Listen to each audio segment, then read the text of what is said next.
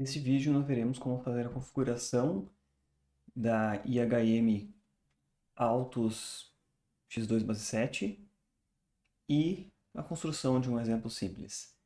Abrindo o programa aqui Xdeveloper, nós vamos criar um novo projeto. Tendo um novo projeto criado, nós podemos escolher aqui o modelo da IHM que nós vamos utilizar, X2 base 7, próximo. Como nós vamos utilizar o protocolo de comunicação Modbus, assim como já foi configurado no CLP, nós buscaremos aqui embaixo, onde diz Modcon, Modbus Master. Deve ser coerente a configuração aqui, porque a IHM vai operar como o mestre do barramento, por isso Modbus Master, enquanto que o CLP, que nós já configuramos no vídeo anterior, ele foi configurado como Modbus Slave, que é o escravo. Então, o Modbus Master é selecionado próximo. Eu vou selecionar onde eu vou criar esse meu projeto. É importante, eu vou criar nessa pasta aqui, e depois eu tenho que saber que eu tenho que pegar essa pasta inteira e salvar ela, para ter o projeto restaurado. Esses arquivos que o Xdeveloper gera, eles são bastante grandes, então é bem importante salvar essa pasta. E aqui eu vou em concluir. Ele vai carregar um pouco aqui, salvando os dados. Após carregar esse projeto, então, se inicia um projeto vazio. Antes de nós começarmos a construir a interface gráfica, nós vamos ir aqui em Marcações e configurar o protocolo de comunicação utilizado, então. Dentro de Marcações, em Controladores, Configurações. As principais configurações que nós vamos mudar aqui é baseado em 1 aqui. E aqui embaixo, a interface de comunicação porta com 2 e a taxa de bits por segundo, a mesma configurada no CLP, 115.200 aqui. Esse é o resumo de todas as configurações que a gente deve fazer aqui. Modbus Master e correndo para baixo a gente vê todas as configurações como devem estar.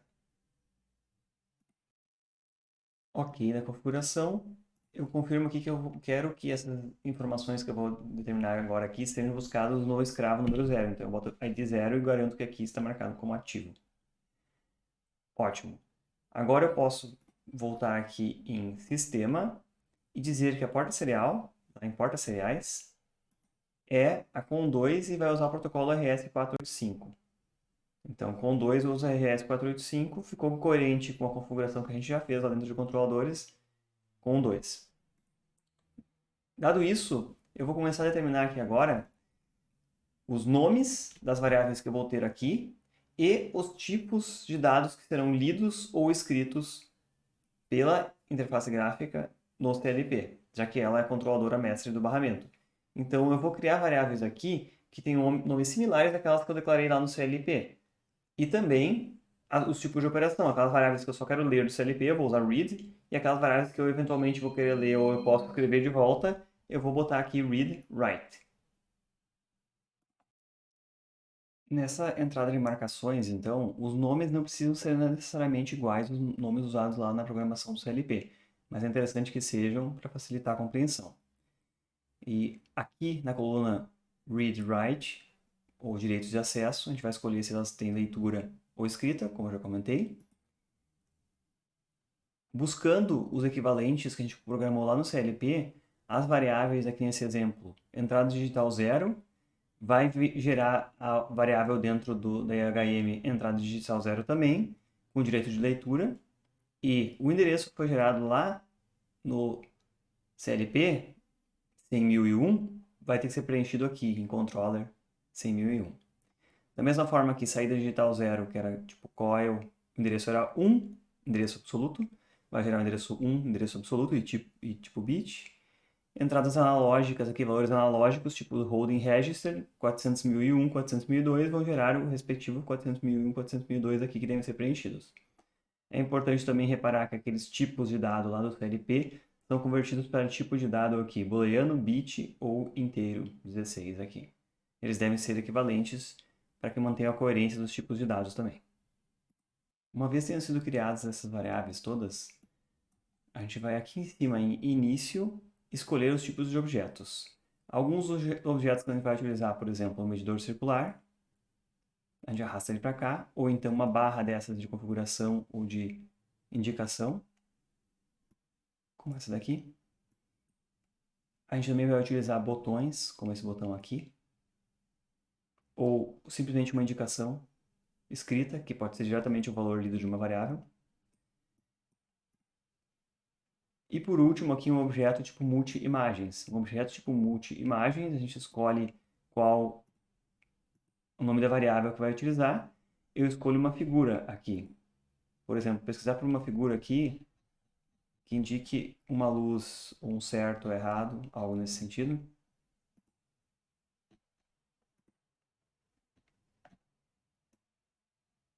Poderia pegar, por exemplo, uma luz indicando vermelho e dizer se tiver zero, a variável vai dar essa marcação em vermelho. E se eu estiver verde, eu posso botar, se tiver nível lógico alto, nível 1, ligado àquela variável, vai aparecer o verde indicativo naquele local. E eu só defino onde ela está e redimensiono ela conforme a necessidade aqui. Esses outros tipos de elementos aqui, todos eles vão seguir a seguinte lógica. Eu vou clicar em cima dele, vou em propriedades dele, que aqui do lado está a grade de propriedades, e marcação é onde eu vou escolher qual a variável vai utilizar o valor aqui.